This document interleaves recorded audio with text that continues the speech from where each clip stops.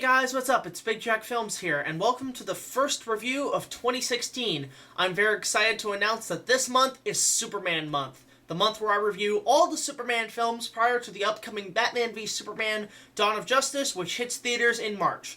Now keep in mind, most of these reviews will be unscripted reviews, so I'll be saying what pretty much comes to mind when it comes to reviewing these movies. So, and also if you're wondering if I'm wearing a Batman t-shirt instead of a Superman t-shirt, that is because I do not have a Batman or a Superman t-shirt. So in that sense, to make up for it, I have a couple Superman posters and a couple DC Comics posters hanging up on the wall to give us that Superman look. Essentially, this is all the DC movies that I'm going to be reviewing prior to it. So let's get things started with the film that pretty much started the superhero genre, minus the Batman TV show from the 60s. Starting with Superman the Movie from 1978. This is pretty much the film that started the big superhero genre of movies. I mean, we had Batman that led up to everything else, but Superman was pretty much the start of this genre of movies. Keep in mind, guys, I have not been a Superman fan as much, like a big fan. I mean, I like the character, but I've never read the comics, I've never read anything, I've never really watched any of the animated series, and I haven't done any of that.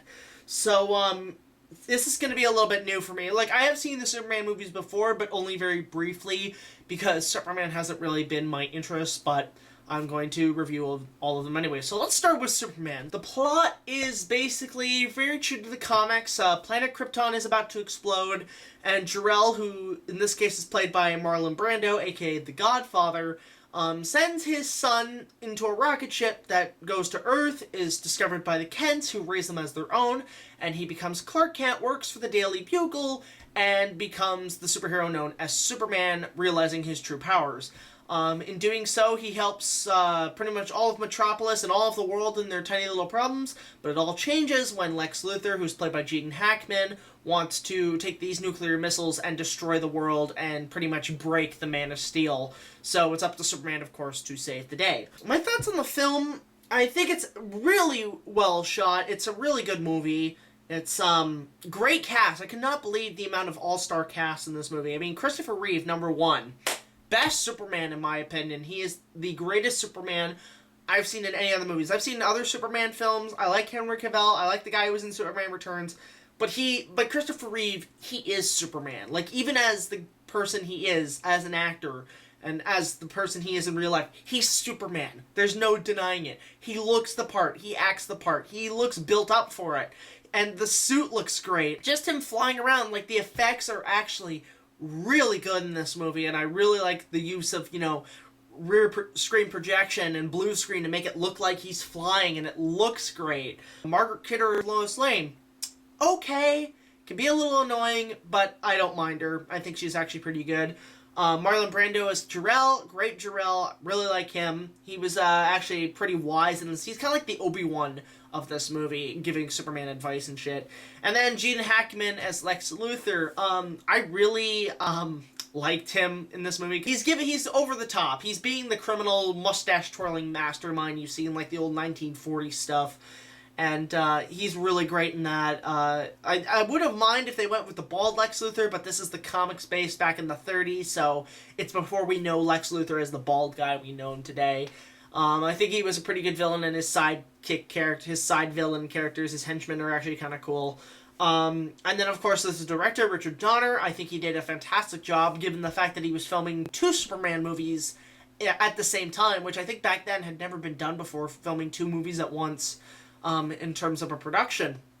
So the cinematography looks great. The miniatures and special effects are actually really good in this movie. That scene with the helicopter on the building and Superman comes in, that's so iconic, and it looks great. It looks fantastic. I think that's one of the highlights of the film, and I've seen, homemade movies and shit do reenactments, and it's an iconic scene from Superman. And then, of course, there's the score by John Williams. Of course, he is a genius. He is the greatest film composer in cinema history.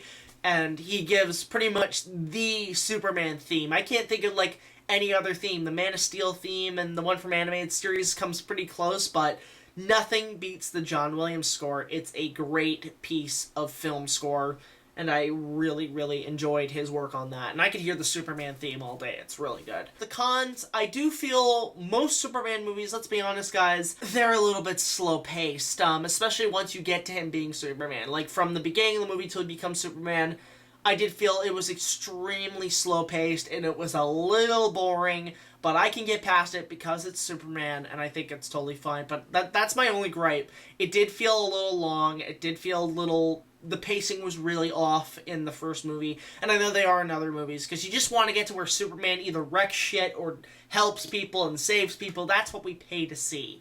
And I get we have to get through the origins and stuff, but it did feel a little slow.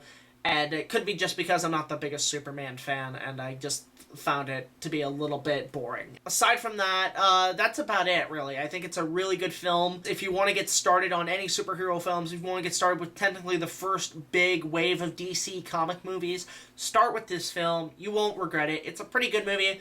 I think in total, I'd give it about maybe 7 or 8 out of 10.